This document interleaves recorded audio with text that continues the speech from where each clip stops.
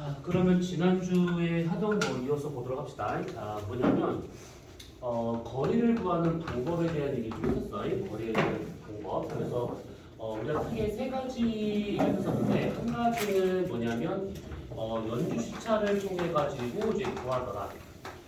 연주 시차를 통해서 구하는 방법이 가장 깔끔하고 간단하고 정확하게 판단할 수 있는데 문제는 얘는 근거리에 있는 것밖에 파악을 못하기 때문에 이제 요거를 쓰는데 한계가 있다. 그 다음에 두 번째와 같은 경우가 가장 많이 쓰는 방법인데 거리 지수를 통해 가지고 구하는 방법. 그래서 겉보기 등급 빼기 절대 등급이라고 하는 것은 마이너스 5에다가 플러스 5 로그 R로그 할 수 있다라고 하는 거.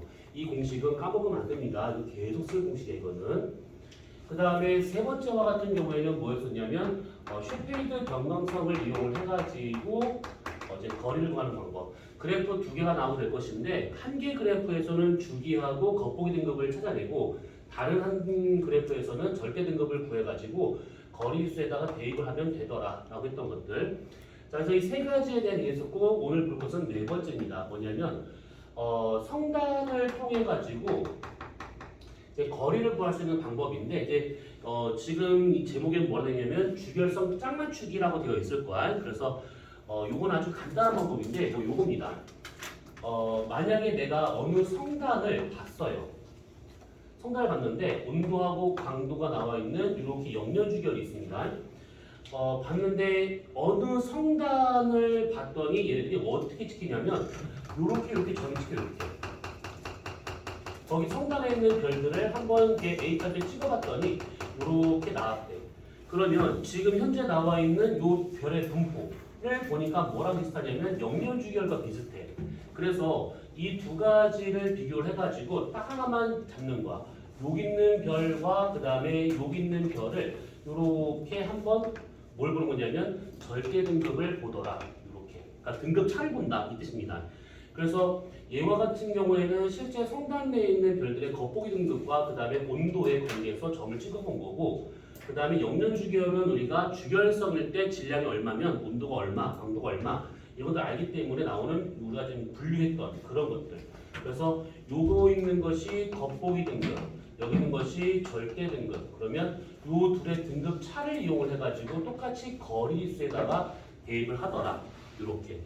그러니까 결국은 이래나 저래나 거리수 갖다가 거리 판단한다라고 생각하시면 되는 것들이야. 그래서 무조건 요거를 잘 기억을 해두셔야 됩니다. 얘가 가장 중요한 거예요, 이것이. 지난주에 요 얘기까지 해줬어야 되는데 살짝 시간이 그래가지고 못해줬습니다.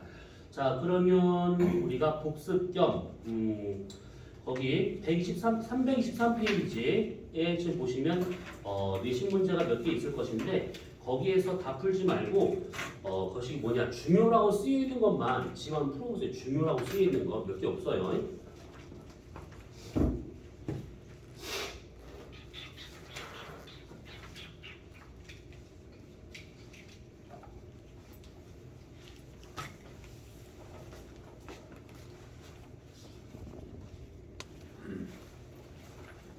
자, 같이 보도록 합시다.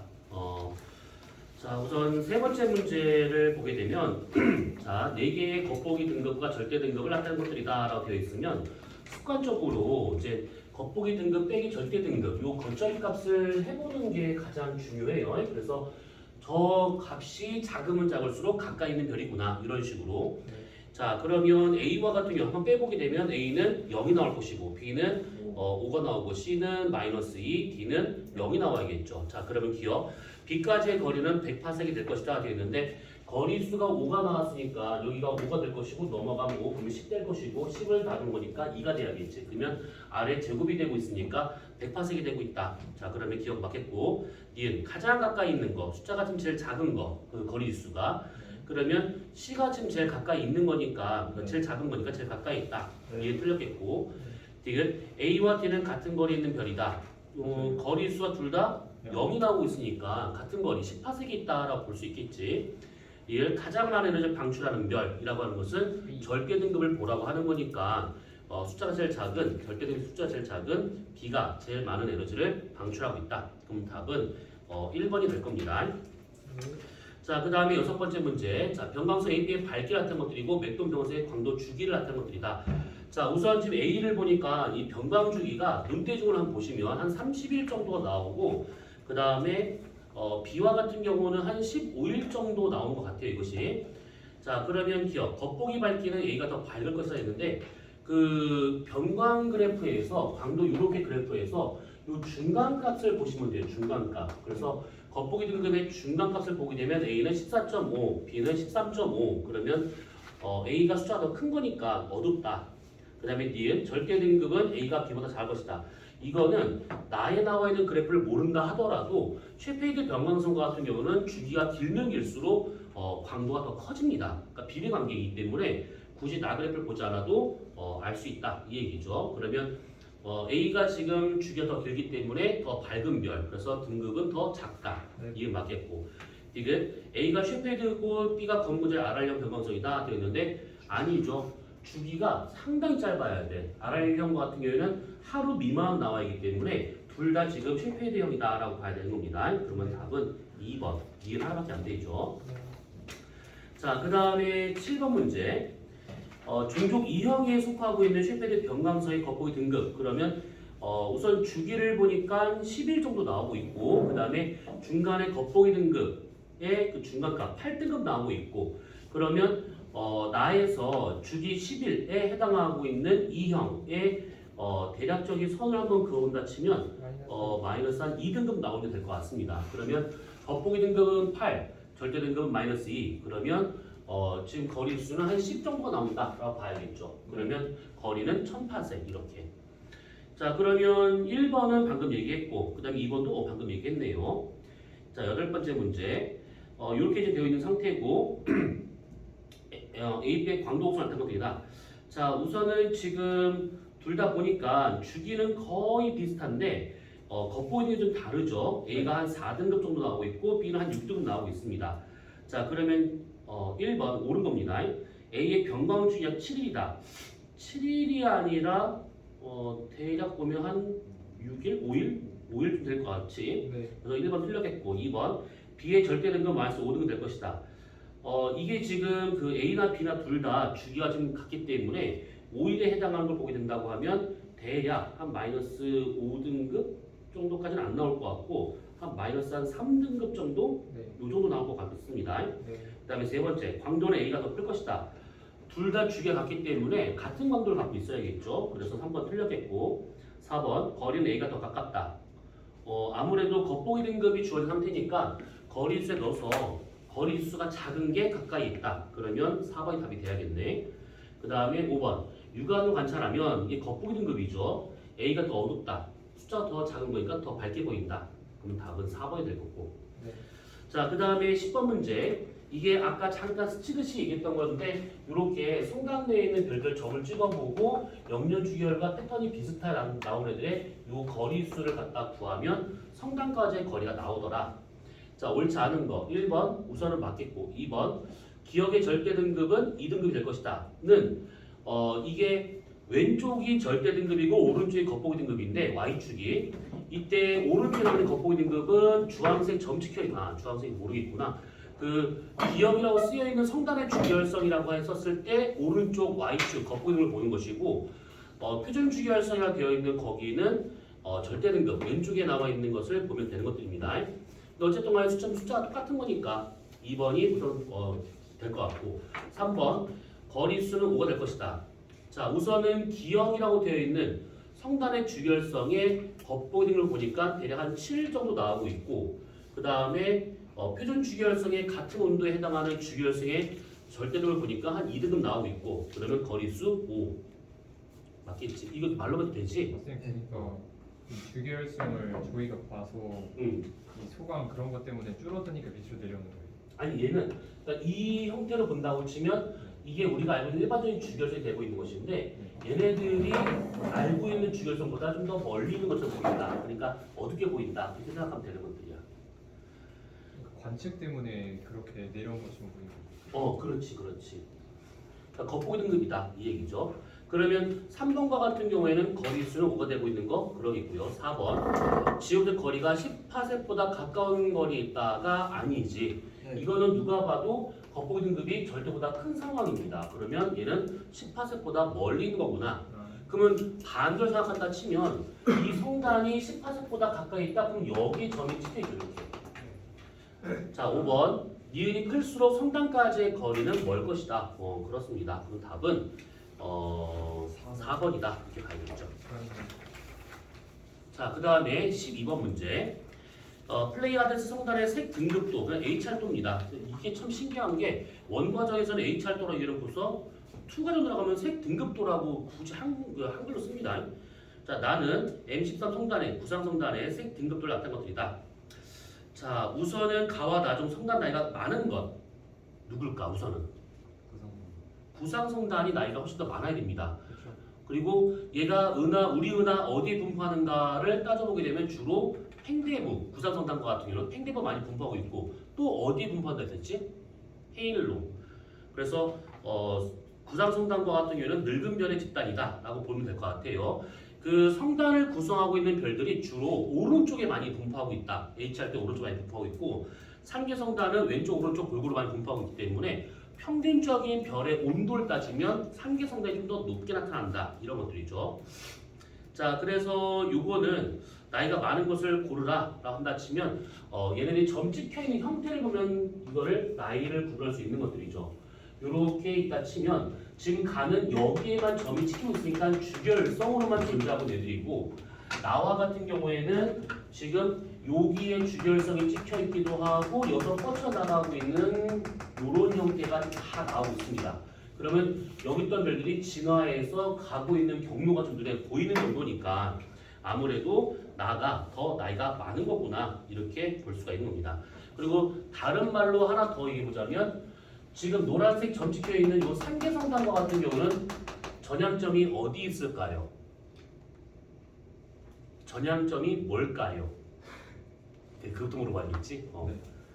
빠져나오기 시작하는 주결성. 이제 후 주결 넘어가려고 순서를 기다리고 있는 그 주결성이죠. 네. 근데 지금 노란색, 그러니까 가와 같은 경우는 지금 전향점이 보이지 않습니다. 그런데 나와 같은 성단은 지금 여기 있는 게 전향점이죠. 이제 빠져나가려고 순서를 기다리고 있는. 요것이 밑에 있는 성단일수록 나이가 더 많은 성단이다라고 했던 것들. 그래서 분포된 형태, 그러니까 진화 경로죠. 그걸 보든지 전향점의 위치를 보고 판단하든지 아무튼 그렇게 생각하면 될 것 같아요. 근데 네, 이 그래프는 x축이 색지수잖아요. 네. 그러면 왼쪽으로 갈수록 고온인 거 아니에요? 흑기수 값은 작을수록 고온이지. 네. 그러니까 오른쪽 갈수록 온도가 낮은 것이지. 네. 원래 H활도는 이쪽이 고온이야.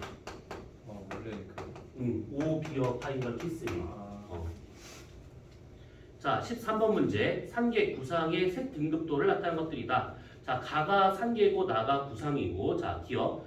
질량의 큰 변에서 전수도가 느리다? 아니지. 엄청 빠릅니다. 혹시 이거 진화 속도에 관련된 그 주변소의 수명 계산하는 방법 들어본 적 있어? 아니요. 질량은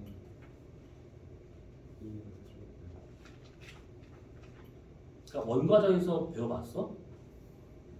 수명 계산. 주결성으로서의 수명을 계산하는 방법.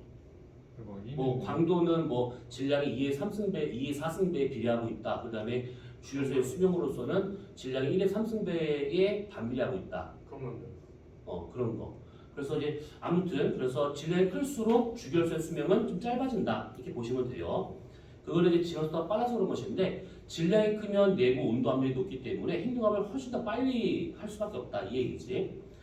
자, 그 다음에 니은 성단에서 주결성의 비율은 가가 더 높을 것이다 됐는데 지금 요 노란색 점 찍혀 있는 것이 이게 지금 가가 되고 있는 것이고 파란색 점 찍혀 있는 것이 나가 되고 있는데 아무래도 주결성에서의 비율은 가는 주결성만 존재하고 있으니까 비율이 지금 산계가 더 높구나 이렇게 볼 수 있는 거고 성단 나이는 나가 더 많겠죠. 전향점의 위치를 봐도 아까 12번 문제에서 말한 것처럼 이건 틀렸다. 그럼 답은 2번이 된다. 이 얘기입니다. 자, 그러면 간단하게 지난주에 썼던 것들에 대한 이제 문제를 봤고요. 자, 326페이지로 넘어갑시다. 326페이지. 자, 326페이지는 이거 말로 설명하는 것들을 좀 이렇게 뭐 앞에 판서하기가 좀 애매한 것들이니까 알아서 잘 정리해 두세요. 네. 자, 우선 326페이지를 보시면 성단의 분포와 우리 은하의 구조라고 나온 것이 있는데 성단에 대한 것은 우리가 방금 문제도 풀어봤고 지난주에 살짝 얘기를 해봤었고 그래서 요거는 한번 참고하시면 될 것 같고 그 밑에 보시면 성단 연구하고 우리 은하의 구조라고 나온 것이 있는데 우리 은하 구조에 대한 연구를 한 사람들은 327페이지 밑에 박스 안에 여러 학자들하고 이 사람들이 뭘 연구했는가 좀 설명되고 있어요. 자, 그 중에서 허셜, 캅테인, 셰플리 몇 명이 있는데 이 중에서 여러분들이 꼭 기억을 해둘 사람은 셰플리입니다. 왜 그러냐면 허셜과 같은 경우에는 그냥 이 사람이 거의 처음이었다라고 생각하시면 돼요. 우리 은하를 연구한 사람들 중에서는. 그래서 좀 뭐라 그럴까 상당히 약간 어줍잖게 관측이 됐어요. 그 당시 기술로서는 어쩔 수가 없습니다. 그러다가 캅테인이라는 사람이 조금 더 뭔가 좀 구체적으로 좀 되는데 보면 별의 분포를 통계적으로 연구해서 우리 은하는 태양을 중심으로 지름이 약 이 정도인 회전 타원체다라고 이렇게 추정했었대요. 근데 이 사람의 가장 큰 문제는 뭐였냐면 우리가 은하의 중심에 있는 거다라는 오해를 했다는 것이죠. 근데 실제로는 우리는 은하계 변두리에 있는 항성계입니다. 이것은. 그래서 중요한 것이 셰플리인데 자, 이 사람이 왜 중요한 거냐면 자, 보시면 구상성단의 분포를 통해 가지고 우리 은하 중심이 우리가 아니다라는 것이 밝혀져요. 그러니까 이 사람이 뭘 본 거냐면 거기 좀 그림을 봐도 알다시피 구상성단이라고 하는 것은 별이 많이 모여있는 집단. 별이 많이 모여있으려면 기본적으로 성간물질이 많이 있어야 된다. 그래서 구상성단이 많이 분포하고 있다라고 하는 것은 그만큼 과거 성간물질이 많이 모였던 곳이고 그렇다면 아무래도 은하계 중심일 가능성이 아주 크겠구나 이런 뜻입니다. 그래서 구상성단이 어디 많이 분포하는가를 보면 거기가 우리 은하 중심이지 않겠는가 이런 것들입니다. 그래서 봤더니 우리는 지금 우리 주변에는 구상성단은 별로 없고 한쪽 방향에 많이 모여있다. 이것이 밝혀지게 돼요. 그래서 구상성단의 분포를 갖고 저쪽이 은하의 중심이야, 팽대부야 이렇게 밝혀지게 된 것들이죠. 근데 그보다 더 중요한 건 뭐냐면 그 박스 안에 있는 세 번째 셰플리의 끝을 한번 보세요. 우리 은하의 크기를 실제보다 3배 정도 큰 약 90킬로파섹으로 측정되었다라는 것인데 이게 왜 그러냐? 소강 현상을 이 사람이 몰랐었습니다. 소강에 대한 얘기는 바로 이제 성간 물질 얘기하면서 얘기를 하겠는데 이 소강이라고 하는 것은 광물에서 들어갔잖아요. 빛의 밝기를 줄이는 것을 소강이라고 하게 되는데 이게 소강이 돼버리면 문제는 뭐냐면 겉보기 밝기가 줄어들기 때문에 겉보기 등급이 커져버립니다. 그래서 우리가 측정할 수 있는 실제 거리보다 겉보기 등급이 커져버리니까 더 멀리 있는 것처럼 느껴지더라 이것이죠. 그래서 이 사람은 그런 소강 현상을 전혀 생각하지 않았기 때문에 실제 우리 은하보다 한 3배 정도 더 크게 관측을 했다라고 보시면 돼요. 그래서 이따가 잠깐 이야기했지만 그래서 소강 현상을 생각을 해서 보정을 해줘야 됩니다. 그것을. 자, 그래서 이 셰플리라는 사람이 이제 그런 식으로 해서 우리 은하의 대략적인 형태까지는 아니더라도 어디가 팽대부인지 이것을 알아냈고 그리고 우리 은하 크기가 과학적으로 한 요 정도 크기가 되었다라고 하는 것을 증명했다. 요게 좀 중요한 겁니다. 그 다음에 허블은 워낙 유명한 사람이라 많이 들어봤으니까 이 사람을 기준으로 그 이후의 천문학과 그 전의 천문학은 좀 많이 달라집니다. 이 사람은 이제 은하에 대한 연구도 많이 한 사람이지만 허블 법칙 기억나시지? V는 HR 그래가지고 무엇이냐 그 우주의 팽창 속도라든지 뭐 이런 것들을 구하는데 좀 지대한 공을 세웠죠. 젠스키라는 사람은 전파 망원경을 이용한 사람인데 이 사람은 그냥 열심히 연구했구나 라고만 보시면 돼요. 자, 그래서 326, 327 페이지에 나와 있는 것들은 일단 우선 이렇게 보시면 돼. 왜? 지난주에 우리가 은하에 대한 얘기를 살짝 했습니다. 성단 얘기를 하면서. 그래서 따로 여기서는 그 얘기를 할 때가 아니에요. 이거는. 자, 그러면 329페이지 봅시다. 성간물질.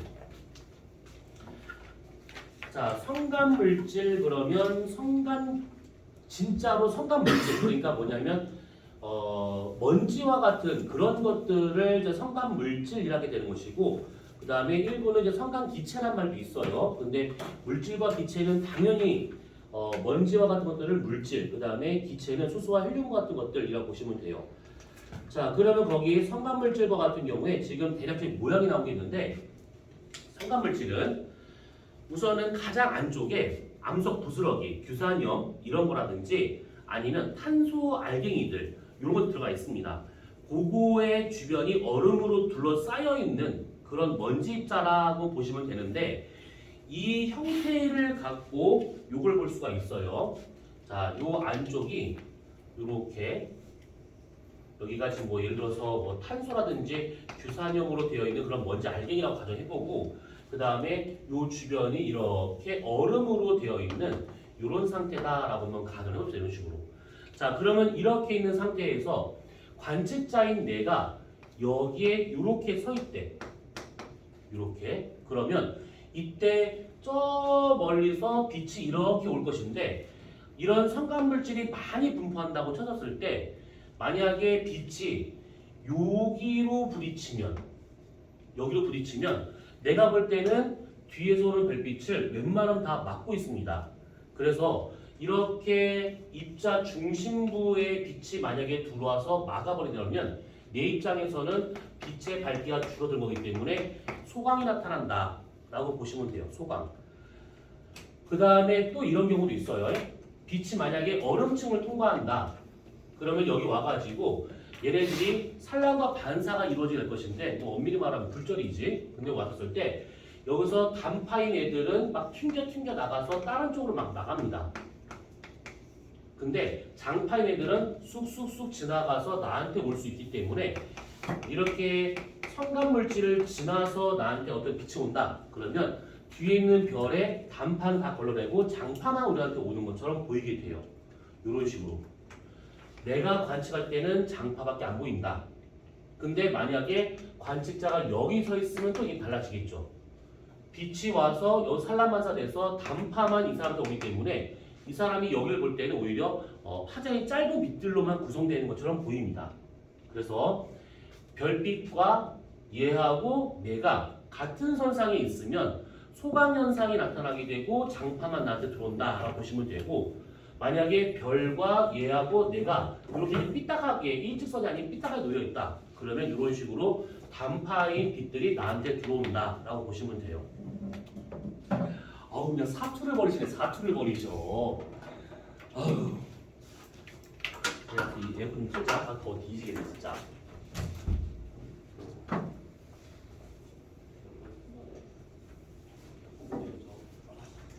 에어컨 트는데 여기 왜 더워?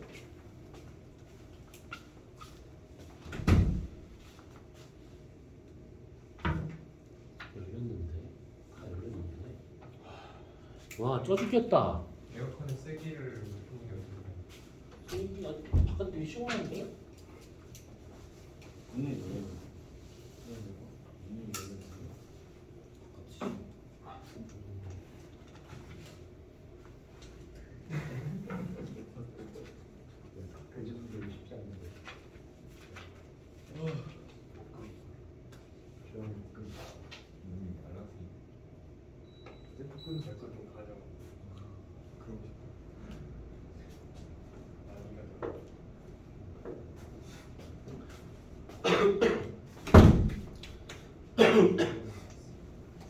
자, 우선 지금 이게 무슨 말인지 대략 이해됐지? 그리고 성간물질이 왜 거기 있는 거야? 왜 괜찮아? 다들 미쳐 돌아가는구나. 얼른 빨리 일어나 미친놈아. 학생 일어나세요. 욕하기 전에. 자, 그래서 성간먼지를 통해서 만약에 이렇게 빛이 온다. 그러면 별과 성간물질과 뇌가 어떤 선상에 있는가에 따라서 보이는 게 달라진다. 이 얘기입니다. 그래서 거기 329페이지에 나와 있는 내용을 잠깐 보자면 자, 표 밑에 2번 성간 티끌에 의한 현상이라는 것이 있는데 거기서 먼저 가로 1번 한번 보세요. 자, 성간 소광 현상. 이런 식으로 이제 이런 알갱이한테 이제 가려지 된다고 하면 우리가 봤을 때는 되게 어둡게 보인다 이런 뜻이에요. 그래서 빛의 밝기가 줄어든다. 자, 그러면 거기 1번 한번 보세요. 동그라미 1번. 두꺼운 그 층의 뒤쪽에 위치한 별이나 거리가 매우 멀리 떨어지는 별을 관찰할 때는 이런 효과가 나타나기 때문에 보정을 해야 된다는 뜻입니다. 그래서 여러분들 중요한 것은 거기 나와 있는 동그라미 2번 성광 보정, 소광 보정 이라고 하는 것을 잘 보셔야 됩니다. 거리지수에 관련된 내용인데 아까 말했던 요 놈이잖아요. 요거 우리가 일반적으로 알고 있는 요겁니다. 그러면 이런 소강 현상이 나타나면서 어두워지기 때문에 겉보기 등급이 올라가요. 이게 그러면 당연히 우리가 이 성간 먼지가 없었을 때보다 얘가 더 올라가기 때문에 여기서 어느 정도의 등급을 빼줘야지만 실제 거리가 나오더라 이 얘기지. 그래서 A라고 하는 소강 보정을 해줘야 된다 이겁니다. 등급을 좀 낮춰줘야 된다 요거예요. 자, 그래서 요거는 이제 그렇게 이해를 하시면 될 것 같습니다. 그래서 요거는 나중에 그래프를 보면서 좀 얘기하겠지만 나온 김에 잠깐 얘기해보자면 이게 있어요. 플라그 곡선을 그려보게 되면 이쪽을 파장, 이쪽을 복사세기. 만약에 어떤 별을 그냥 봤습니다. 그냥 맨눈으로. 그랬더니만 이것이 이렇게 나타났대. 이런 식으로. 자, 그러면 지금 이쪽이 단파 영역이 되고 있고 이쪽이 지금 장파 영역이 되고 있는 그런 상황이라면 성감 보정을 하기 전에 소감 현상이 어떻게 나타나는가를 여기다 표시할 수가 있습니다. 그러면 딱 보면 이 사람 입장에서는 단파와 장파가 섞여서 만약에 들어온다. 그러면 이거에 막혀가지고 소감되는 것도 있긴 하겠지만 내가 볼 때는 파장이 짧은 애들은 튕겨서 나가버리기 때문에 나한테 들어온 양이 적어요. 근데 파장이 긴 애들은 쭉쭉쭉 지나오기 때문에 원래만큼 나한테 들어옵니다. 그래서 단파 영역에 해당하는 여기에 튕겨 나가는 양이 훨씬 더 많습니다. 그래서 여기에 소각량이 많은 편이고 상대적으로 파장이 긴 쪽에 소각량이 적을 수밖에 없다 이 얘기야. 나한테 들어오는 빛의 양이 만약에 성간물질이 있을 때 없을 때 비교한다 치면 성간물질이 없을 때는 이런 식으로 나타내야 될 것들이 만약에 성간물질이 중간에 끼었다 그러면 이런 티끌에 의해서 가려지는 거랑 그 다음에 단파는 튕겨내는 거, 장파는 그려 들어오는 거 다 감안다 치면 단파 쪽에 소광이 더 많아가지고 얘네들의 그래프가 살짝 이쪽은 많이 줄어들고 이쪽은 덜 줄어드는 이런 형태로 나타나더라라는 겁니다. 그래서 이쪽 단파 영역은 소강되는 양이 많지만 여기는 그만큼 좀 적구나 이런 식으로 이해하시면 돼요. 여기서 지금 흡수선을 지금 표시하지 않았는데 그것까지 갈 필요 없고 어쨌든 간에 이쪽이 많이 소강되고 있다 이렇게 알고 있으면 되는 겁니다. 자, 그래서 이렇게 따져보는 게 있고요. 자, 그 다음에 가로 2번 송간 적색화 현상. 가시광선 영역 중 단파가 튕겨 나가기 때문에 파장 긴 적색이나 주황색 계통으로 더 많이 들어오게 돼요. 그러니까 똑같이 오는 빛들 중에서 단파들 다 쳐냈기 때문에 나한테 오는 것이 파장 긴 형태로 나타나더라 이 얘기지. 그러면 가시광선 영역 중에서 파장 긴 건 아무래도 적색 계통이다 보니까 내가 볼 때 이 성간물질이 중간에 끼어 있으면 그 별이 약간 적색으로 보인다 이런 의미라고 생각하시면 돼요. 이것이. 그러면 이것도 마찬가지지. 이게 우리가 적색으로 보인다라고 하는 것은 표면 온도와 상관이 있는 것들인데 얘가 있음을 해가지고 별의 온도가 오히려 더 올라간 것처럼 더 떨어진 것처럼 보이더라 이 얘기야. 얘가 있음을 해서 적색만 보이니까 원래 만약 예를 들어서 흰색인데 다 튕겨내고 적색이 좀 주로 들어온다. 그러면 내가 볼 때는 그 별이 약간 온도가 더 낮은 것처럼 실제보다 온도 낮은 것처럼 보여지더라 이겁니다. 자, 그래서 이 성간 적색화 현상이라고 하는 것은 자, 동그라미 1번 원인 땡땡을 보시면 단파는 산란이 되고 장파는 오기 때문에 이런 일이 벌어진다 이고 그래서 두 번째 이런 일이 벌어지면 표면 온도가 떨어진 것처럼 보이기 때문에 색지수는 증가한 것처럼 보이더라 이 얘기죠. 그래서 3번 색초과라는 말이 나와요. 그래서 자, 관측한 별의 색지수에서 실제로의 색지수를 뺀다. 그러니까 색지수는 아까 말한 것처럼 저온일 때 색지수는 크고요. 고온일 때 색지수가 작아요. 그러면 원래의 색이 여기다고 치면 원래 온도가 만약에 여기였다라고 친다고 하면 적색화 현상에 의해서 얘네들의 온도가 더 떨어진 것처럼 보여요. 그러면 얘가 여기에 색지수 값이 나와야 되는데 오히려 색지수 값이 더 커지는 것처럼 보이게 되기 때문에 이때 나오는 요만큼의 차이를 색초과 이렇게 말하는 겁니다. 색초과. 자, 그래서 이 값을 세티수를 뺀 값 이것을 색초가를 한다. 그래서 색초가 값이 클수록 적색화가 더 크게 일어난다는 것을 의미한다. 그럼 마찬가지지. 얘도 색 보정을 할 수 있다 이 뜻입니다. 그래서 색초가 된 것만큼을 그 나중에 나오는 그 색에서 빼주면 되는 거예요. 그럼 이게 원래 색깔 나온다 이 얘기죠. 원래 온도가. 자, 이렇게 보시면 이제 성간물질이 이렇다. 자, 그 다음에 넘어가시게 되면 성간기체 나오시는데 성간기체는 사실 이거 그냥 그런가 보다 하고 받으시면 돼요. 보시면 거기 중성수소 상태냐, 뭐 이온화된 상태냐, 뭐 이런 것도 나오고 있습니다. 그래서 원소기호 뒤에 로마 숫자로 1 쓰여 있으면 중성 상태, 2부터가 이온화된 상태. 요거는 이제 원과정에서 광도계를 흡수할 때 들어봤던 거라 좀 따로 뭐 얘기할 필요 없을 것 같습니다. 혹시 기억나나? 지금 우주를 구성하고 있는 물질과 에너지의 비율 중에서 암흑 에너지가 차지하는 비율은 대략 얼마일까? 76? 43. 자, 그 질문도 100 사이에 있을 거야. 암흑 에너지와 같은 경우는 대략만 따져본다면 한 70% 좀 안 됩니다. 그냥 70% 보고 그 다음에 암흑 물질과 같은 경우에는 24 조금 넘는데 아무튼 막 찍지 말고 지금 되고 있어요. 그 다음에 보통 물질이라고 하는 요것이 지금 대략 한 5 정도가 돼요. 요것이. 근데 그 중에서 요 두 가지는 우리가 요거는 이제 1A형 초신성과 같은 것들을 갖고 이제 뭐 존재 유무를 판단할 수 있는 거고, 그 다음에 우주의 크기나 이런 걸 통해서 이제 알아낼 수 있는 거고, 암흑 물질은 뒤에서 할 내용이지만 중력 렌즈 현상이라든지 아니면 은하의 회전 속도를 갖고 얘를 이제 구할 수가 있어요. 보통 물질은 관측이지, 관측인데 이 중에서 이 보통 물질이라게 되면 보통은 성간 기체하고 성간 물질 두 가지로 구분이 되는데 성간 기체가 압도적으로 많아요. 그러니까 뭐 이거는 약간 교재마다 다를 수 있는데 이 보통 물질 중 성간 기체 차지하는 비율은 약 99% 또는 98% 정도. 나머지 일부가 성간 물질이다 이렇게 보시면 돼요.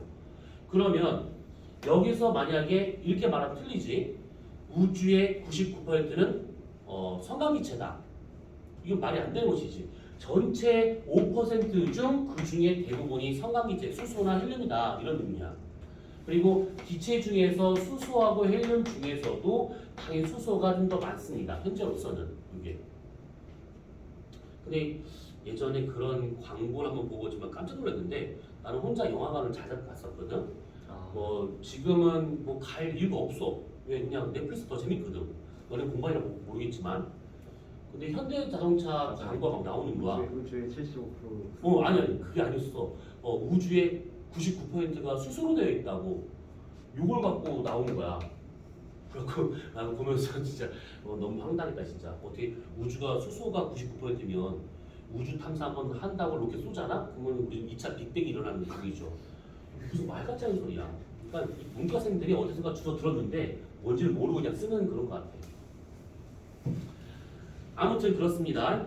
그래서 그 중성수소라든지 뭐 이온수소 뭐 이런 것도 다 그냥 그런가 보다 넘어가시면 돼요. 자, 밑에 보시면 성운이라고 나오시는데 성운이 그냥 요거예요 그냥. 만약에 내가 서 있는데 입자가 너무 많아가지고 소강이 너무 많이 나타나게 돼요. 그러면 그때 암흑성운이라고 하는 형태로 나타나게 되는 것이고, 만약에 이것이 뒤에서 오는 별빛이 여기서 산란반사가 돼가지고 이게 튀겨 나갔대요. 그럼 이 사람이 보는 성운은 반사성운이 되더라 이겁니다. 그리고 여기서는 표현이 안 됐지만 성운 안에 아주 고온의 별빛이 있다거나 이렇게 된다고 하면 그 나오는 에너지를 성운이 먹은 다음에 스스로 빛을 내는 것처럼 보이는 발광성운도 있다. 뭐 이런 것들인데 거기서 지금 암흑, 반사, 뭐 발광 또는 방출이라 봐도 상관없고 이런 성운들 그냥 사진만 보고도 이런가 보다 하고 봐두시면 돼요. 얘는 그냥 이게 전부라고 보시면 돼. 문제 잘 안 나오는데 이것은. 그래서 말로 하고 있는 중이지. 자, 그리고 그 밑에 탐구 자료창 박스 안에 있는 거 한번 잘 보세요. 이제 요걸로는 여러분들이 계산 문제가 잊을만 하면 나옵니다. 항성 계수법으로 보는 제 어떤 그 성간 소각량 비교라고 나오시는데 항성 계수법이라고 하는 것은 항성, 별, 계수, 숫자를 센다. 그래서 별의 숫자를 세서 소각량을 비교한다 이런 뜻입니다. 자, 그럼 거기 한번 글을 잘 보셔요. 자, 암흑성운 요것을 관측해서 성운의 중심과 암흑성이 나타나지 않는 곳을 확대한 모습이다. 그러니까 성운으로 가려진 영역과 성운으로 가려지지 않은 영역 두 군데를 비교한다 이 뜻입니다. 자, 그랬을 때 L0, M0를 우리가 암흑성운에 의해서 가려진 밝기와 등급이다라고 보고 그 다음에 L과 M은 각각 이제 성운 없이 그냥 가려지지 않은 그 영역을 우리가 겉보기 밝기와 그 다음에 겉보기 등급이다 이렇게 지금 표현하고 있다 이 뜻입니다. 자, 그러면 거기 나와 있는 것처럼 가하고 나를 확대한 사진을 보게 되면 찍혀 있는 점이 이게 하나하나 다 별입니다. 그래서 가 영역, 동일 영역 내에서 가 안에 들어있는 점은 3개이고 그 다음에 나는 이게 몇 개야? 할 텐데 거기 지금 쓰여 있어요. 23개라고. 그래서 3개와 23개 한번 비교한다 이 뜻입니다. 그러면 거기서 두 번째가 보세요. 이 가와 나의 영역의 밝기비라고 하는 것은 결국 암흑성운이 가려짐으로 해서 어두워진 거기 때문에 밝기는 암흑성운이 있는 쪽이 더 어두워요. 그래서 L0가 L보다는 작은 값인데 그래서 L0분의 L 이렇게 따져볼 수가 있는 거죠. 밝기 B 이렇게.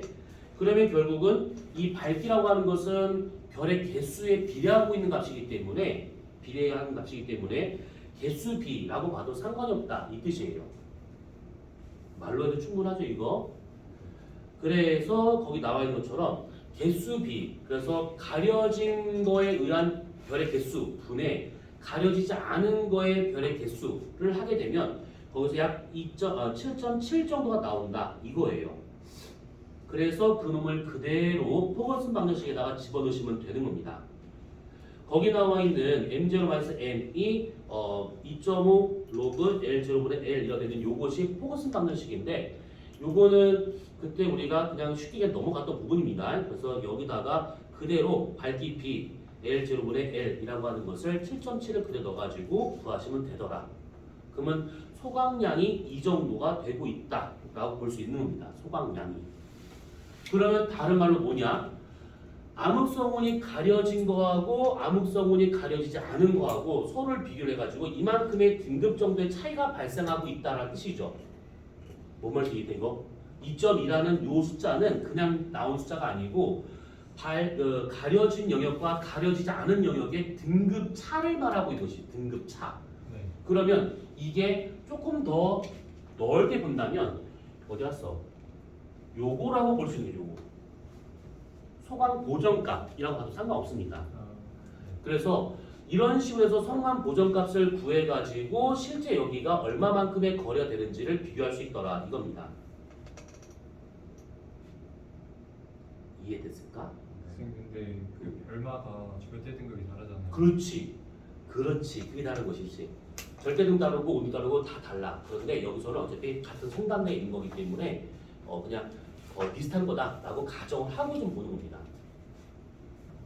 어차피 이게 고급으로 넘어가는 것도 아니고 그리고 고급에서 잘 다뤄지지 않는 내용들이니까 그냥 그렇게 평균 정도로만 그냥 이렇다고 생각하시면 돼요. 그러면 다시 한번 얘기하는데 거기 나와 있는 2.2는 성간 그 소강 보정값이라고 이해하시면 되는 겁니다. 보통 성강 보정값은 아니 나오냐? 소강 보정값은 이제 주어진 경우가 좀 덜어 있는데 직접 구하라고 하는 경우는 덜어 있어요. 그러니까 구할 때는 그냥 이런 식으로 이런 방법 갖다가 구하면 된다라고 이해하시면 됩니다. 갔다 오세요. 이거 말하지 말고 그냥 갔다 오세요. 자, 그러면 334페이지에 나와 있는 내신 만점 문제의 중요 부분이 있는데 여기는 뭐 따로 계산할 필요가 없을 거니까 한번 빨리 한번 풀어보세요. 1567 몇 개 없네.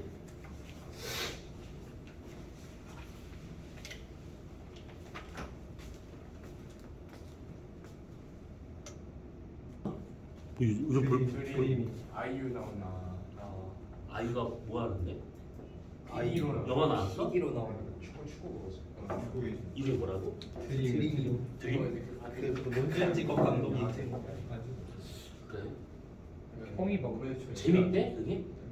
찾아봤거든요. 응. 근데 평이 그렇게 좋진 않아요. 그럼 뭐 하는 거야? 운동회 볼만한 분. 근데 남자 둘이서 이렇게 아니 3명. 세 명. 자, 알겠습니다. 자, 그러면 거기 보도록 합시다. 자, 1번 문제. 자, 가와나 천체 만원경을 관측한 천체의 모습이래요. 지금 보니까 가가 구상성단이고 나가 삼계성단이지. 자, 그러면서 옳은 거. 자, 가와나 모두 성운이 아니라 성운하고 성단하고 설마 구분 못하진 않을 거야. 그래서 별이 모여있기 때문에 이건 성단이다. 그러면 기억 틀렸겠고, 니은 가는 구성한 별의 개수가 많다. 아니 누가 봐도 거의 점찍혀 있는 게 많잖아. 그러면 당연히 니은이 더 많겠죠. 이건 가는 주결성의 비율이 높을 것이다 했는데 구상성단은 시간이 오래 지난 성단이다 보니까 주결성의 비율이 좀 적어요. 그래서 상계성단, 젊은 성단일수록 주결성 비율이 높다라고 봐야 돼서 되게 틀렸고 리을 나는 주로 우리나 나선팔에 공부하고 있다. 그렇죠. 답은 3번이 되고 있습니다. 자, 5번 문제. 우리 은하의 모습입니다. 자, 10kPa로 되어 있는 요 정도다라고 되어 있는데 아무튼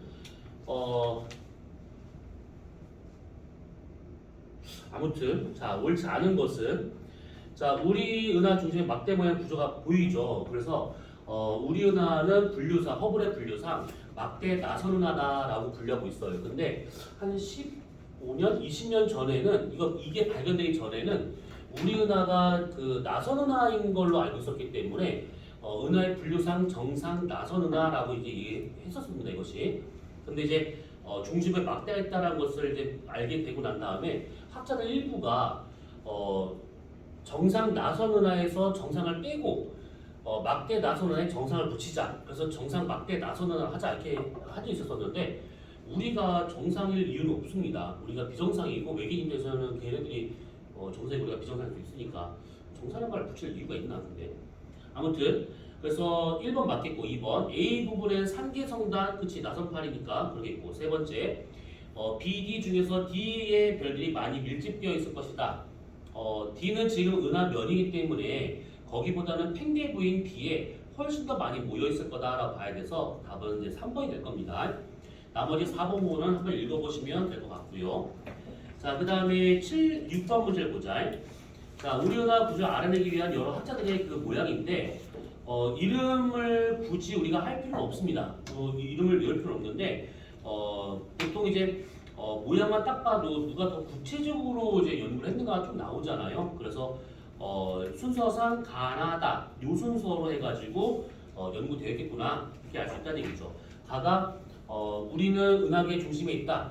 허셜이 얘기했던 것이고 이제 그 베네트 모양, 볼록 모양이다. 이렇게 알게 된 것들이고 나가 칵테인인데 우리 은하 중심에 우리가 있다라고 생각했던 거 그런 형태로 본 것이 이제 칵테인이고 다에 나와 있는 것이 이건 셰플리죠. 그래서 이 사람은 구상성단의 분포를 보고 우리는 은하계 외곽에 있다. 이렇게 알아낸 것들이죠. 아까도 했다시피 셰플리에서는 그 성간 소강 현상이 있다라고 하는 것을 고려하지 않아서 우리 은하계 크기가 더 크게 측정됐다. 이거는 좀 알고 있을 필요가 있어요. 자, 기억. 가는 구상성단의 분포를 알아냈다. 아니죠. 이 사람은 1700년 사람이기 때문에 구상성단 나발이고 그런 거 몰랐습니다. 자, 니은 세계 중에서 은하 중심에 태양이 있다고 생각하였다. 그렇지가 않죠. 다와 같은 경우에는 우리가 한쪽에 비껴 있구나라는 것을 알아냈기 때문에 니은 틀렸습니다. 그리고 순서를 보게 되면 가나다 그러겠죠. 답은 3번이 되고 있는 겁니다. 자, 7번째 문제. 성간물질 옳은 설명. 기억. 대부분은 성간기차 차지하고 있다. 그렇습니다. 아까 이것처럼 성간티클 먼지죠. 그거와 그다음에 성간기체. 그러면 성간기체가 압도적으로 많다 이렇게 생각하시면 돼요. 니은 소강을 관측하면 성간티클의 존재를 알 수 있다. 기체를 통해서는 소강이 나타나는 게 아니에요. 그래서 소강이 나타난다는 것은 성간 먼지, 티클 이런 거에서 나타나기 때문에 니은은 맞고요. 이건 성간 적색화는 주로 성간 티클 때문에 생긴다. 그렇습니다. 그 성간 티클의 주변에는 얼음층 그거에 의해서 된다라고 생각하시면 돼요. 자, 그러면 답은 5번이 될 겁니다. 11번 문제. 자, 성간 티클에 의해서 원래 빛과 다르게 보이는 현상이래요. 자, 관측자 A 입장에서는 지금 별빛이 이렇게 통과해서 오게 된다고 하면 아무래도 파장 긴 게 주로 보이기 때문에 성간 적색화 현상이 나타나게 되고 관자 B 입장에서는 산란한 빛이 들어오기 때문에 파란색 계통으로 보입니다. 그래서 이게 반사성운이다라고 보시면 돼요. 반사성운. 그래서 반사성운을 관측해서 보잖아요. 그러면 푸른색 계통으로 잘 보입니다. 자, 그러면 기억 A에서 관측한 별빛은 붉게 보인다. 그렇죠. 적색화 현상. 니은 B에서는 반사성운 그렇고요. 푸른색 계통으로. D는 파장이 길어져 A의 성과 적색화 아닙니다. 파장 길어진다는 것은 그 별과 나 사이의 거리가 멀어진다는 뜻인데 그런 의미가 아니에요. 지금 이거는. 그래서 답은 3번이다. 자, 12번 문제. 온도, 절대 등급, 거리가 같은 별, 가나의 관측 결과랍니다. 온도, 색깔이 똑같다 이 얘기죠. 절대 등급, 광도가 똑같다. 그리고 거리가 같다. 그러니까 이게 지금 우리가 볼 수 있는 겉보기 등급이 또는 겉보기 밝기가 똑같다. 이렇게 볼 수 있는 것들이에요. 자, 그랬을 때 가와 나를 보니까 성간 소강 현상을 받은 게 나가 되고 가가 받지 않았대요. 그러면 당연히 성간 소강 현상을 받은 나와 같은 경우가 겉보기 등급이 6보다 커져야겠죠. 그리고 V 등급 그러면 이거 장파 계열의 그 필터예요. V 필터. 그래서 거기서 봤을 때 얘가 5등급으로 보인다. 그러면 아무래도 적색화 현상이 나타나고 있기 때문에 이 5보다는 조금 더 작게 나타난다라고 이제 볼 수가 있을 겁니다. 왜냐면 적색화를 아주 더 몰리고 있기 때문에 거기서 볼 수 있는 등급보다 좀 더 구체적으로 더 잘 볼 수 있다. 이렇게 생각하시면 됩니다. 자, 그러면 기억. 나의 겉보기 등급은 6보다 작다. 아니죠. 등급 작아진다는 것은 밝아진다는 얘기인데 그 뜻이 아닙니다. 니은 V 등급은 5.0보다 더 작을 것이다. 적색화가 되고 있으니까 확실히 적색 계통으로 더 뚜렷하게 더 잘 보인다 라고 생각하시면 돼요. 여기서 오해할 수 있는 것이 요것들인데 아까 우리가 소각량을 파장대별로 잠깐 비교했었을 때 이렇게 그려진다 했잖아요. 이렇게 하면 안 되지. 람다 베이스가 달라지면 안 되죠. 람다 베이스는 그대로인 상태에서 이렇게 된다. 이것이 람다 좀 올리러 갔어. 아무튼 이게 보세요. 이렇게. 그랬을 때 이쪽에서의 소각량이 많이 나타나고 있고 이쪽에 소각량이 적어지게 돼요. 그러니까 단파 쪽에서의 소각량이 많아지다 보니까 상대적으로 장파 쪽에서의 등급이 더 낮아진 것처럼 보이더라. 이 뜻이에요. 이게. 실제로 얘가 V 등급이 더 작아졌다라고 하는 것이 요거 노란색 위로 올라갔다는 뜻이 아닙니다. 상대적으로 색지수 값이 커졌다라는 의미가 되고 있기 때문에 아무래도 돌아가면서 녹화 중인데 돌아가면서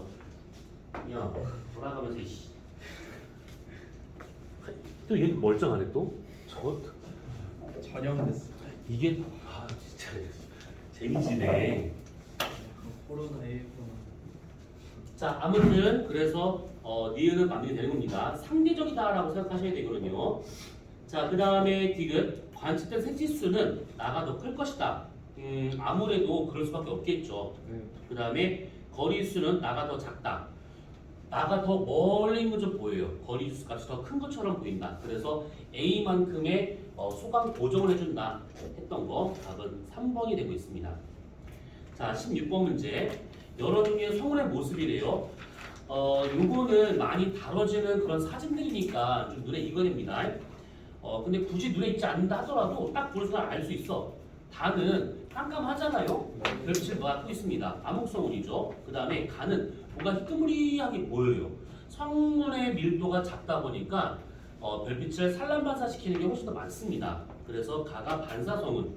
그 다음에 나는 뭔가 가운데 하얗게 보이고 있는 발광성운 또는 방출성운이라 할 수 있는 것들이죠. 네. 자, 그러면 기억. 가는 성간 티끌이 별빛을 반사시켜. 그러겠고. 니은 나의 내부에 고온의 별이 있다. 그러겠고. 기억에 산란시켜야 되는데 반사성운이 것이다. 이 산란이라고 하는 것은 되게 작은 규모의 반사라고 볼 수도 있는 것이지. 그러니까 산란된 빛이 주변을 퍼져 나가면서 그 퍼진 빛을 내가 본다라고 생각하면 되는 거거든요. 네. 자, 디귿 다의 어두운 부분에는 별빛이 흡수하고 있다. 뒤에는 별빛을 막거나 흡수하기 때문에 이렇게 검게 보인다. 그럼 답은 5번이 되고 있습니다. 방출성운 거기 나와 있는 그 사진이 오리온 대성운인데 이것처럼 이렇게 밝게 빛나는 거라고 하게 되면 블랙홀 주변에서도 비슷한 일이 벌어져요. 그래서 그런 것들은 뭐 따로 뭐 성운이라는 표현은 쓰지 않지만 아무튼 기체 온도가 올라갈 수 있는 이유 중에 하나가 블랙홀 주변이다라고 생각하시면 됩니다. 자, 그러면 넘어가서 338페이지. 지금 우리가 되게 빨리 보고 있는 중인데 중에 쉬운 것들을 빨리 넘어가도록 합시다. 네. 자, 338페이지. 우리 은하의 나선 구조와 질량. 자, 우리 은하가 막대 나선 은하다. 그 전에 정상 나선 은하다라고 하는 것은 거기 나오는 연구 방법부터 알아냅니다. 자, 얘는 그냥 원리니까 원리만 기억하고 쓰면 돼요.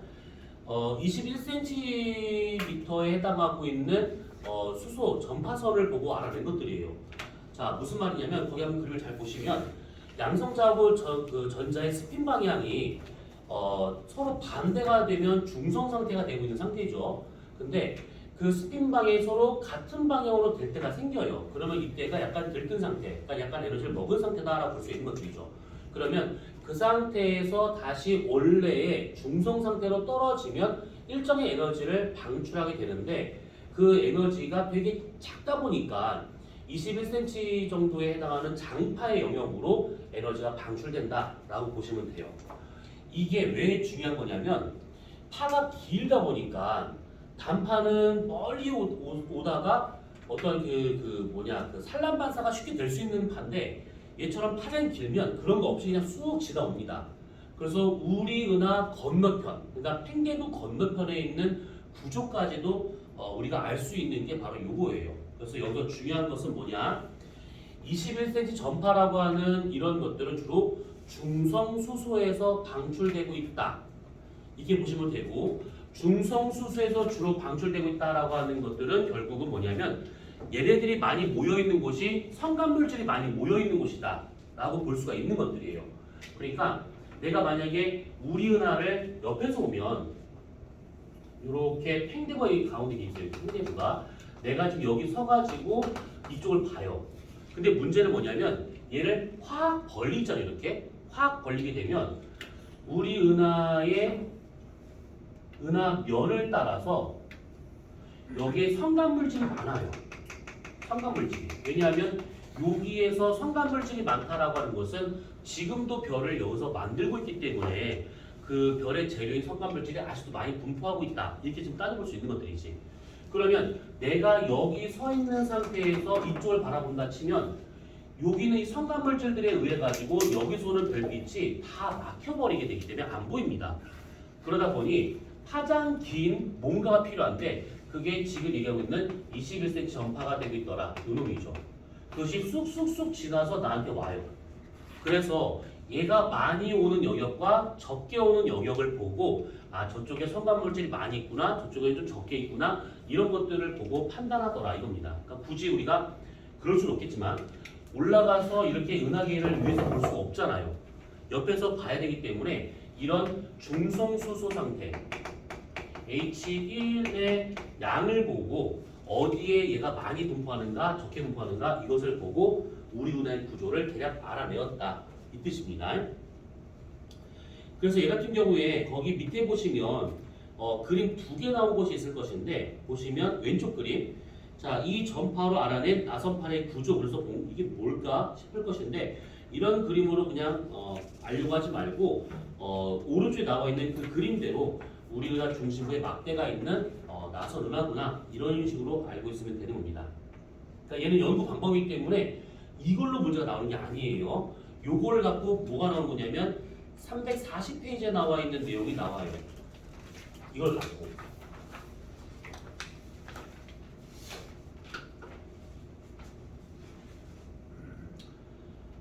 자 그러면 339페이지에 나와 있는 거 잠깐만 적어두고 340 넘어갑시다. 자 요거는 잘 보셔야 됩니다. 우리 은하를 위에서 바라보게 되면 가운데 팽대부가 요렇게 있어요. 이렇게. 그 다음에 우리 은하의 회전 방향은 시계 방향입니다. 자, 시계 방향인데 이때 그 340페이지의 오른쪽 날개를 보시면 강체 회전하고 케플러 회전이라는 말이 나온 게 있는데 우리가 강체 회전이니 케플러 회전이니 해가지고 뭔가 직접 구하는 것은 여기서 중요하지 않은데 요 정도만 알고 있으면 돼요. 강체 회전을 할 경우에는 회전하는 속도는 거리에 비례하는 값이죠. 그치? 회전 중심에서 멀리 떨어질수록 실제 돌아가는 각 속도는 똑같지만 접선 속도가 더 크게 나타난다 이렇게 볼 수 있는 것들이고 그 다음에 케플러 회전하고 있다라고 하는 것은 천체가 공전하고 있는 형태를 의미하고 있기 때문에 회전 속도와 같은 경우에는 거리 제곱에 반비례하고 있다. 원래는 이제 제곱을 씌워야 되는데 굳이 할 필요가 없으니까 거리가 멀수록 회전 속도가 줄어든다. 이걸 말하고 있는 것들이 이게. 자, 그러면 이 두 가지를 왜 갑자기 얘기하고 있는 거냐면 보통은 우리가 이건 다음 주에 더 자세히 볼 겁니다. 보통은 우리 은하의 중심부 팽대부와 같은 경우는 강체 회전한다라고 봐요. 강체 회전한다고. 그 다음에 요 바깥쪽 은하멸 또 나선팔과 같은 경우는 케플러 회전한다라고 봅니다. 근데 이거 다음 주에 세세하게 볼 겁니다. 이것은 그러니까 지금 그냥 그런가 보다 하고 넘어가시면 돼요. 자, 그러면 이 상태에서 여기서 선 한번 찍 그어봐요. 이렇게요. 태양은 여기쯤에 있습니다. 그러면 이렇게 태양의 회전 궤도에 접선을 그려본 다음에 한번 우리가 찬찬히 한번 따져보는 겁니다. 자, 여기서부터 여기까지의 거리가 예를 들어서 만약에 3만 광년이다. 그러면 대략 3만 광년의 지름에 해당하는 거를 이렇게 반지름을 이렇게 그려볼 수 있겠죠. 그러면 대략 원을 이렇게 궤도를 그려볼 수 있습니다. 여기 궤도를. 그러면 여기 태양을 기준으로 해서 이 궤도 안쪽에 있는 것들은 여기는 강체 회전을 제외한다 하더라도 이 안쪽에 있는 것들은 태양보다 훨씬 더 빨리 회전하고 있을 것이고 왜냐하면 은하는 케플러 회전한다라고 가정을 하고 받았었을 때 이 안쪽에 있는 별들은 케플러 회전하고 있기 때문에 태양보다 은하 중심에 더 가까이 있는 거잖아요. 그러면 회전 속도가 태양보다 더 빠르다. 그러면 요 바깥쪽 여기에 있는 별들은 태양보다 회전 속도가 느리다. 이렇게 봐요. 자, 그 얘기는 뭐냐? 내가 만약에 거기 나와 있는 그림처럼 한쪽 방향으로 한번 선을 찍 그어봅니다. 이렇게 이쪽을 봐요. 자, 이쪽을 본다고 치면 여기서부터 여기까지 있는 어떤 별과 같은 경우는 나보다 빨리 회전하고 있는 중이고 여기 있는 얘하고 나는 같은 거리에 존재하고 있기 때문에 아무튼 같은 거리에 존재하고 있기 때문에 얘와 같은 경우는 나랑 똑같은 회전 속도로 가고 있을 겁니다. 그리고 요거의 바깥쪽 여기 있는 별들은 나보다 느리게 회전하고 있다라고 봐야겠죠. 그 얘기는 뭐냐? 여기서부터 여기 구간에 있는 얘네들은 나보다 더 빨리 회전하면서 나로부터 멀어지고 있으니까 여기는 시선 속도로 치면 양수의 시선 속도가 나온다 이 뜻이고 여기에 바깥쪽에 있는 요 별과 같은 경우에는 나보다 느리잖아요. 천천히 가고 있습니다. 그러면 내가 따라잡으면서 얘랑 나랑은 거리가 가까워진다 이 뜻이에요. 그러면 시선 속도는 마이너스 값이 나온다 이 얘기죠. 그래서 내가 은하계의 팽대부를 비껴서 어느 한쪽 방향을 본다. 그러면 이쪽에 있는 것들은 양수의 시선 속도가 그 다음에 여기에 있는 우리랑 좀 똑같이 떨어진 거리가 똑같은 여기 있는 애들은 시선 속도가 0. 여기서 더 멀리 있는 여기 있는 애들은 얘가 느리고 우리가 빠르기 때문에 우리가 얘를 따라잡습니다. 그래서 거리가 좁아지기 때문에 마이너스의 접근 속도가 나타난다. 이런 얘기지. 이해됐을까? 네. 결국은 케플러 회전 때문에 이런 일이 벌어진다라는 뜻입니다. 자, 그래서 거기 한번 그림을 자세히 보세요. 자, 태양계가 있는 위치에서 B, C, D와 같은 경우는 그래서 시선 속도가 양수값이 나오고 있는 것이고 A와 같은 경우에는 음수값이 나오게 돼요. 회전 속도를 놓고 보자면 우리를 기준으로 가졌었을 때 이제 그렇더라 이 얘기입니다. 네. 그 다음에 그러면 B, D, C를 받았었을 때 확실히 C가 이 은하 중심과 제일 가까이 있습니다. 그러니까 이 그림상을 여기죠. 여기가 지금 C입니다. C. 그럼 B가 어디 있어? B가 그래서 여기가 지금 A, 그 다음에 여기가 B, 그 다음에 C, D가 되고 있으니까 얘가 제일 가까이 있으니까 제일 빠르게 회전한다. 그 다음에 B하고 D는 거의 비슷한 속도니까 같이 가고 있다. B, D는 태양계보다는 좀 더 안쪽에 있으니까 더 빠른 겁니다. 그래서 요거 세 개가 후퇴 속도. 특히 얘가 제일 짧기 때문에 제일 빠르게 회전하는구나. 후퇴 속도가 제일 크다. 이렇게. 그러면 얘처럼 마이너스 나오는 얘 같은 경우가 가장 멀리 있는 은하계에서 가장 외곽에 있는 별이 A가 되겠구나. 이렇게 판단할 수 있는 겁니다. 되었죠? 그래서 이런 식으로 해가지고 21cm 전파를 이용을 해가지고 중성수소의 양적 분포와 그 다음에 은하계의 회전 속도 분포를 파악할 수 있더라. 요거예요. 자, 그러면 요 놈을 살짝 이렇게 볼 수도 있습니다.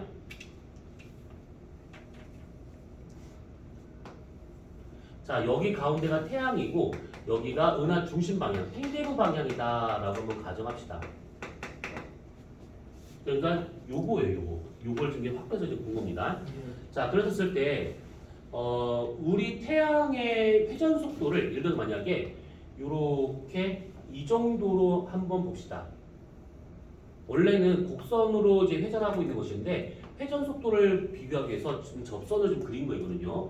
자, 그러면 태양의 회전 속도, 은하계 내에서의 이 위치에 해당하는 회전 속도가 이만큼 길이다 라고 친다고 하면 요 안쪽에 있는 별들은 태양계보다 훨씬 더 빨리 회전할 거니까 대략 요만큼 나오겠죠. 요렇게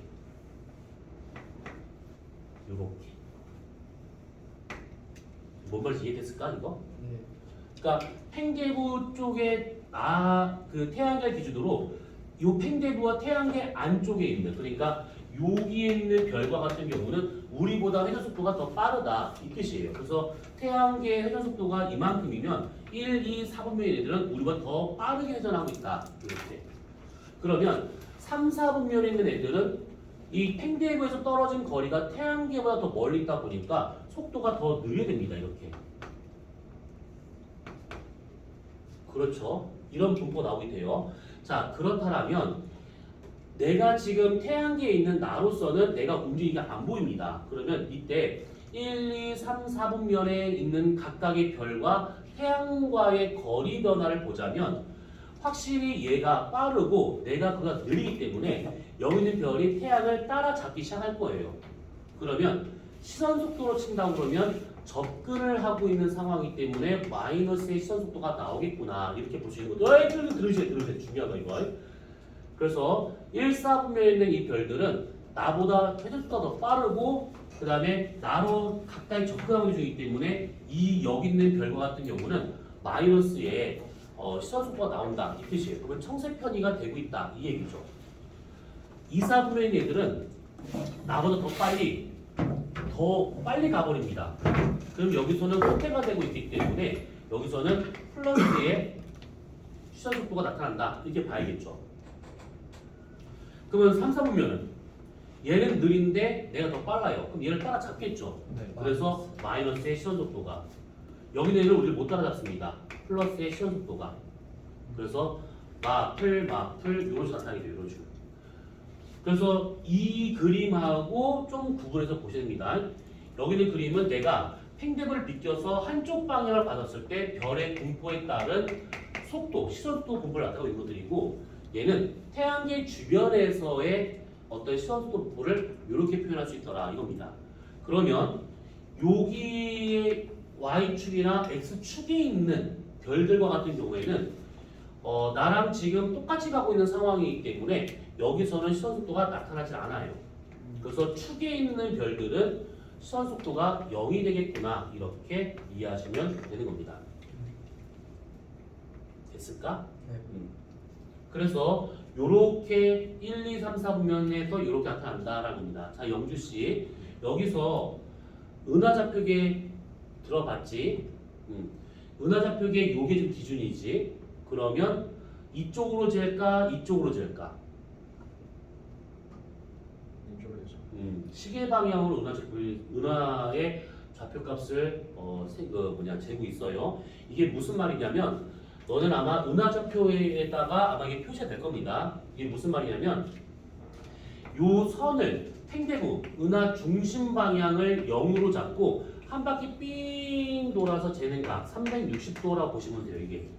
그래서 우리가 위에서 이렇게 은하계를 이렇게 위에서 본다. 그러면 요 방향, 이 방향 이렇게 해가지고 0, 90도, 180도, 270도, 360도 이런 식으로 표현하게 돼요. 그래서 0, 90, 180, 270에 해당하는 그 지점에 있는 별들은 시선 속도가 0이 나오게 되는 것이고 0과 90 사이는 마이너스가 90과 100 사이는 플러스가 이렇게 나타난다라고 보시면 돼요. 이것들. 네. 자 그러면 이제 요거 같은 경우에는 이 정도까지만 우선은 좀 보면 될 것 같습니다. 됐어. 여기까지만. 뭐 거기 밑에 보시면 뭐 그림이 여러 가지 나온 게 있는데 이런 식으로 나오는 문제는 없으니까 그냥 그런가 보다 하고 넘어가시면 될 것 같습니다. 자, 그 다음에 다시 339페이지 넘어갑시다. 자, 별의 공간 운동과 우리 은하의 나선팔 구조라 나오는 것이 있어요. 여기 같은 경우에는 이제 실제 별이 어떻게 움직이는 것인가 요거에 대한 것을 지금 표현하고 있는 것들인데 거기 339페이지 맨 위에 나와 있는 그림을 똑같이 한번 그려보자면 요거예요. 지구에서 바라보는 어떤 별이 있대요. 관측자가 요렇게 첫 번째 시선 방향에 대해서 여기에 지금 별이 있다라고 한번 가정을 해보면 됩니다. 여기 지금 처음 위치예요. 처음. 자, 이 상태에서 이 별이 우주 공간상에서 진짜 움직였습니다.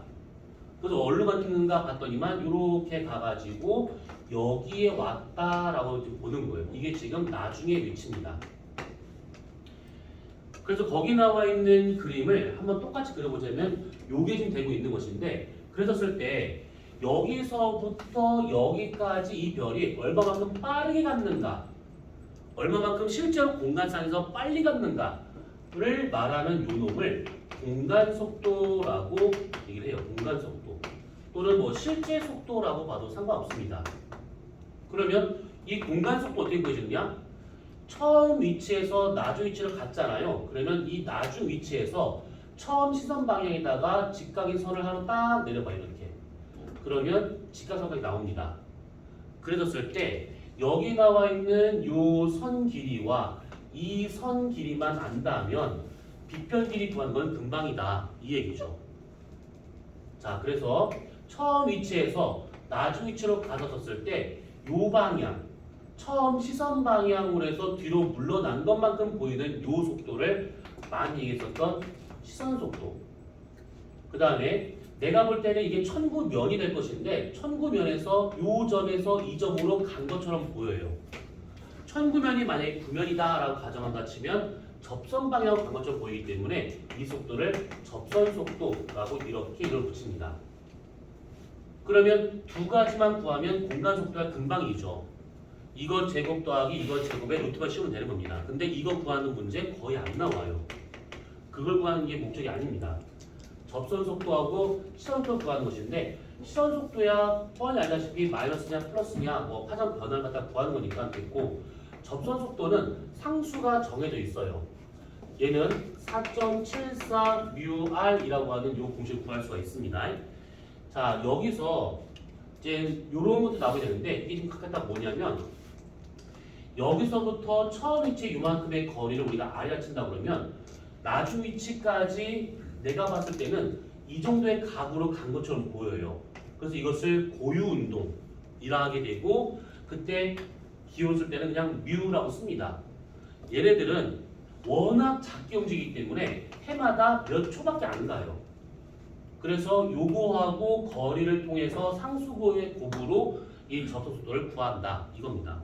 이 접선 속도 구하는 요거는 요 상수가 나온 것은 그냥 중요한 건 아닌데 요거를 지금 반지름으로 하는 큰 천구면을 그려볼게요. 큰 천구면. 그러면 이 전체에 해당하는 큰 원에서 이만큼의 각이 차지하는 이만큼의 원의 길이는 이 원의 중심에서 원의 둘레의 길이와 같다라고 볼 수 있는 것이죠. 각 대 둘레. 여기에서 부채꼴에 친다 그러면 각대 둘레.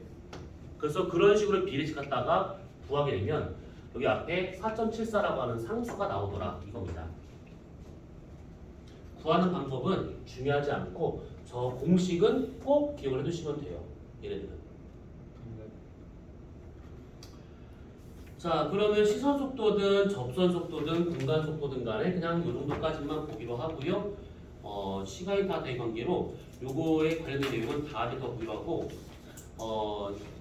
이게 잘하면 뒤쪽에 그 시험법에 이게 안 들어갈 수도 있어요 이게. 근데 아무래도 지금 나간 진도까지 본다 그러면 뒤에 뭐 충분히 들어가는 것도 좀 이상하진 않을 것 같아 이거는.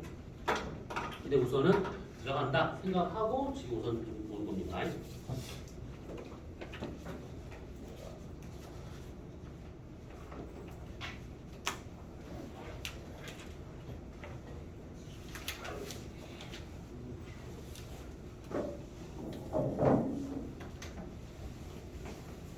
끝이 난 건가요?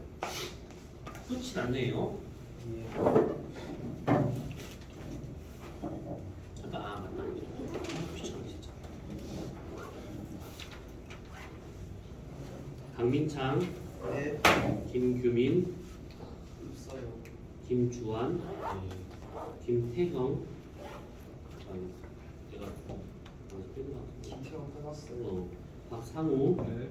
박현지, 유영주, 윤정원, 없어요. 끄는 건 아니에요. 이준석, 이요한, 네. 윤준희, 박준석,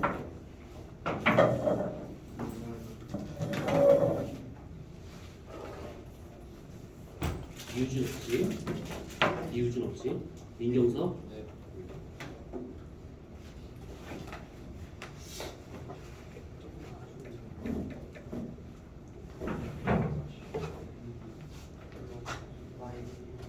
안녕히 계세요. 안녕하세요. 네, 들어가셔요.